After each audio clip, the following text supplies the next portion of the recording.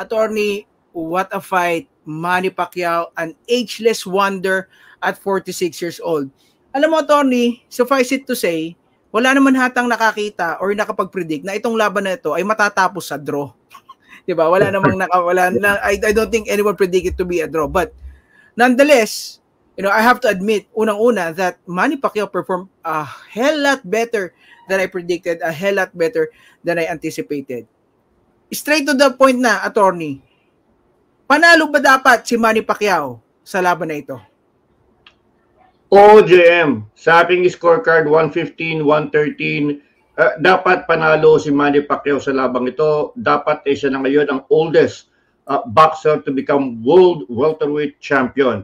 Yun ang aking pananaw. Yun ang pananaw na kinakatigan ng maraming mga eksperto, boxing fans. I thought Barrios respected Pacquiao too much. I thought na hesitant itong si Barrios sapagkat tinatamaan din siya ni Manny Pacquiao. Now, impressive ang performance ni Pacquiao for a 46-year-old. Ulitin po natin. Kasi kung hahanapin nyo yung sinasabi ng iba na hindi na yun ang Pacquiao, ibang galaw ni Pacquiao. For a 46-year-old, mga kaibigan, to go 12 hard rounds with a fighter who is only 30 years old. Para sa akin, dun pa lang, mission accomplished na yun, no? Oo. At talagang sabi ko nga, masakit isipin na hindi binigay sa kanya desisyon. Hindi natin maintindihan kung ano ang nakita ng mga judges o hindi nakita sa labang ito. Alam mo, Attorney, no, when I was actually scoring the fight, sabi ko it was close. It could have gone either way. Yes. In the back of my head, I told myself that, actually, I even told my wife that the worst thing that could happen here is if they actually scored it a draw. Kasi that way, alam mo, Attorney, sa dami ng pumusta, financially speaking, ang pinakapanalo dito yung mga gambling institutions kasi I don't, people I don't know how people would have placed a bet here sa draw. So ang daming in that regard, ang daming yung mga betting institution talaga ang pinaka nag-benefit dito sa laban na to. That's it, Attorney. Kung bibigay natin yung laban kay Manny Pacquiao, okay, sabi mo, himayin pa natin. Why do you think Manny Pacquiao deserved the nut and why not a draw or why not give it to Barrios? Because it is Manny Pacquiao who really wanted to win this fight. Hindi si Mario Barrios. I thought that Manny Pacquiao, kahit na handicap na siya at 46 and 4 years of inactivity, he was there, he was ready to compete, he was ready to take the fight to Mario Barrios. Siya pumapasok, siya ang nagbibigay ng pressure. Bagay na dapat si Barrios ang gumagawa, hindi ba? In fact, sinabi po natin sa labang ito na very critical yung first half ng labang ito. I wanted Pacquiao to start hot para makapag-impok ng lamang tulad na ginawa niya kay Thurman. Para kung sakaling, sabi ko nga, umabot sa kabilang ibayo o second half ang laban, he has two choices. He can just coast along kasi lamang na siya, he can play it along, or still go for the knockout tulad ng pagkakataon.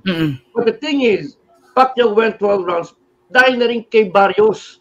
Dahil si Barrios, walang halos pressure na ina-apply kay Manny Pacquiao. I was telling everybody that Barrios should be walking down Pacquiao. He should be playing that jab. He should be bruising, bruising in action ang dating dapat ni Barrios. Dapat pinipisikal niya si Manny Pacquiao. Siya malaking boksingero. Pero nakita mo, JM, ultimo trainers ni Mario Barrios. Na siya.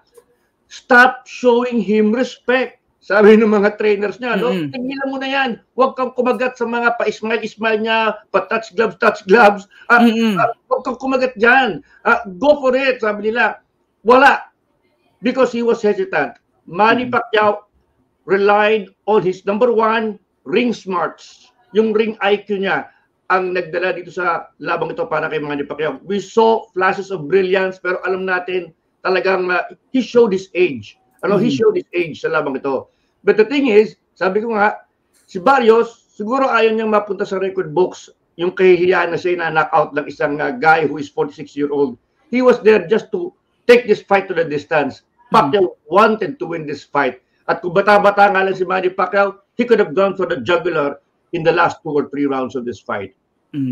Attorney, may nag-comment sa atin, sabi, baliktaya naman yung ibang betting company pag-draw. So yung iba, ganun po ba?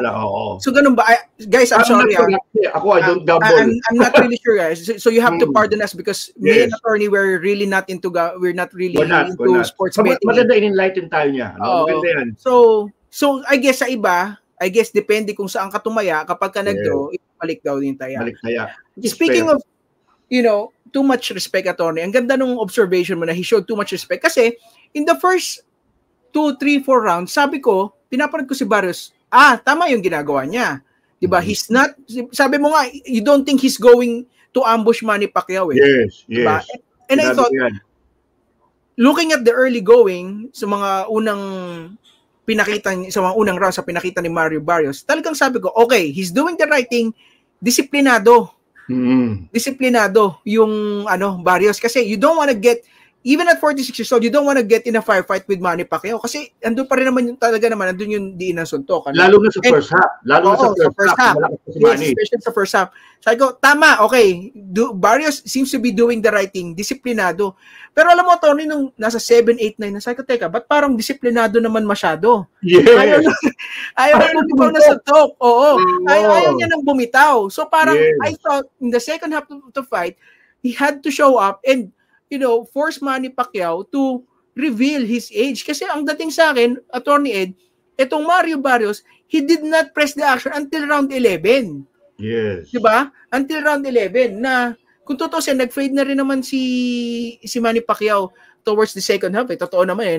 Nakita mo yung mga instances na bumabalik siya sa corner. Yung kanyang deep breaths before he took a seat, Attorney, grabe yung pagod niya. But his heart, his will carried him on, no? Yes. Let's go back to to the jab. Kasi sabi mo, Attorney, itong napansin ko tumatama yung jab niya. Mario Barrios always had that jab. And, I find it, Barrios was very effective with his jab. But at the same time, for one reason or another, hindi siya makapag-set up ng traps. Hindi niya malan yung power punches niya. To the point na at the end of the contest, si Manny Pacquiao po ay mas maraming power punches landed according to CompuBox. Why do you think that is? And I think for me, Attorney, it has something to do, it tells something about Manny Pacquiao's power na hindi niya lang ma-walk down ito. But other than that, or if that is your sole reason, anong nakikita mo dito? Why did Barrios refuse to engage or, press the action until round 11? Alam mo, palagay ko, dapat ang ginawa ni Barrios bago ang labang ito, tinigilan niya ang panonood ng mga YouTube ni Manny Pacquiao. Kasi in the actual fight, palagay ko, umaandar sa utak niya yung mga highlight reels ni Manny Pacquiao. At tingin ko, na-intimidate siya doon. Sapagkat, siyempre, lalo na nung tinamaan siya ni Manny Pacquiao ng ilang kaliwa, parang siguro, umaandar sa kanyang utak yung mga highlight reels ni Manny Pacquiao.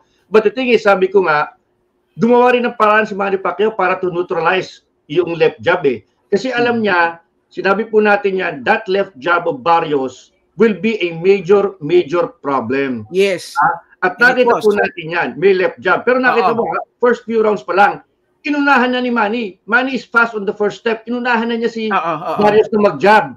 Ang ginagawa agad ni Manny, parang yung pitik ng kanan na jab niya. So technically, binablock na niya agad yung kaliwa ni Mario Barrios at yung galaw ng kanyang ulo, nakita mo yung galaw ng katawan niya, papalayo doon sa follow-up na right straight ni Mario Barrios. So, kumpleto, Ricardo, yung approach ni Manny Pacquiao. You flick the jab ahead of Barrios, you block that left jab, you move away from the follow-up right straight. Ang maganda nito, tama ka, JM, that left jab was supposed to set up everything for Barrios. That left jab, had it been consistent, was supposed to back up Manny Pacquiao. Kung consistent ang bitaw ng kanyang kaliwa. And then that left jab was supposed to set up the right straight. Pero nakita mo yung kanyang kanang glove, kulang na lang, ibulkasil niya doon sa kanyang panga Ayaw niyang bitawan. Ayaw niyang bitawan. For some reason, alam niya, masisingitan siya. Sinabi po natin, mabagal na si Manny Pacquiao. Pero yung bagal niya, kahit na medyo mabagal na, dahil sa sobrang bilis niya nung siya bata pa, mas mabilis pa rin. Even if you taper down yung speed niya, mas mabilis pa rin siya dito kay Mario Barrios. Pero nakita nyo, pailan-ilan lang yung suntok. Hindi na katulad ng dati. Dati-dati yung Manny Pacquiao na bata, pagbitaw ng jab ni Barrios, halos lumundag yan ng right hook Di ba? Ngayon, hindi na niya magawa kasi mahaba yung kaliwa. ni Barrios. Pero walang follow-through itong si Barrios. Walang follow-through. At sabi ko nga, nag-fade pa siya in the middle rounds. Parang pinapayagan niya. Kung ang strategy niya, ipaguri si Manny Pacquiao, okay yun. Pero dapat, nag-invest ka ng body shots, nag-invest ka ng pressure para ma-accelerate yung pagkapagod ni Manny Pacquiao. The thing is, Manny Pacquiao, na-realize siguro ni Manny Pacquiao, wala naman pala akong pressure na kinakaharap dito. Hindi naman niya ako binobombe. Ang gagawin ko na lang, I will just spread my resources, take my time, pick my spots, and then makakadiretso ako ng 12 rounds. In a way, tutulungan ni Mario Barrios si Pacquiao na umabot ng 12 rounds. Kasalanan din ni Mario Barrios kung bakit umabot ng 12 rounds ang labang ito.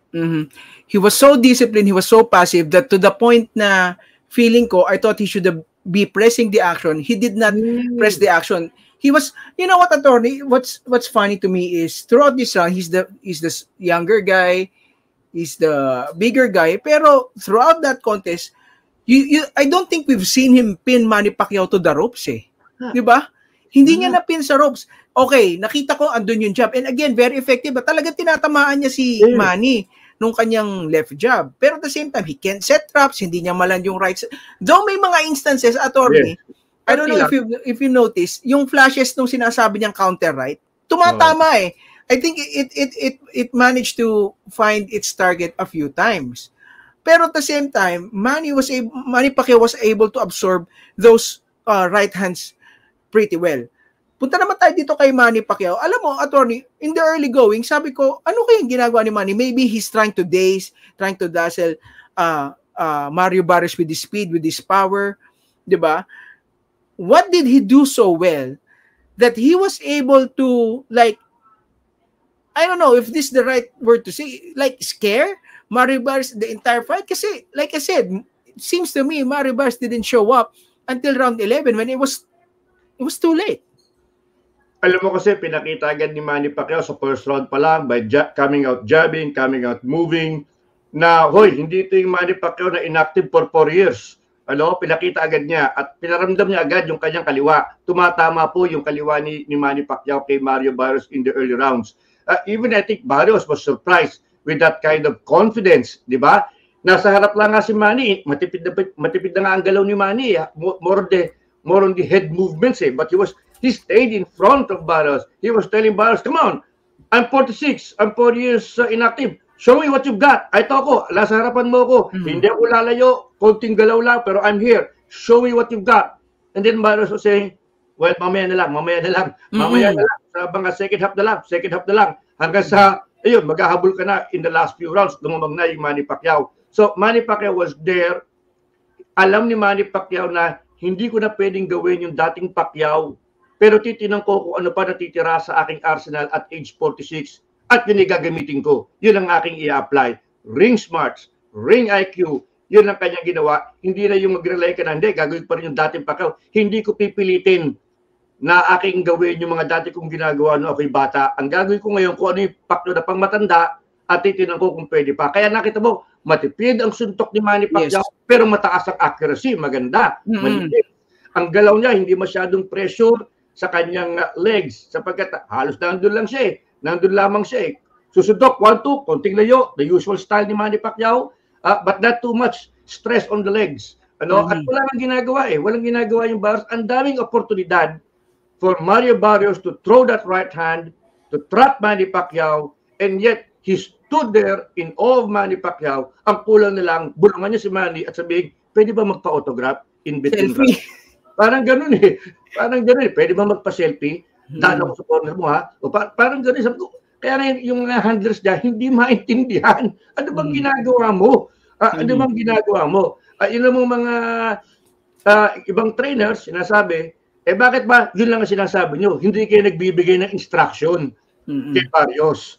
Hindi nyo binibigay ng tamang instruction. Sapagkat Barrios, really, sabi ko except in the last few rounds, nung siya medyo naging aggressive, maaaring ramdam niya that the fight was slipping away. Ang dami niya pinalampas na oportunidad dito kay Manny Pacquiao. He could have made this a very tough fight for Manny Pacquiao, and yet he allowed Pacquiao to shine at age 46.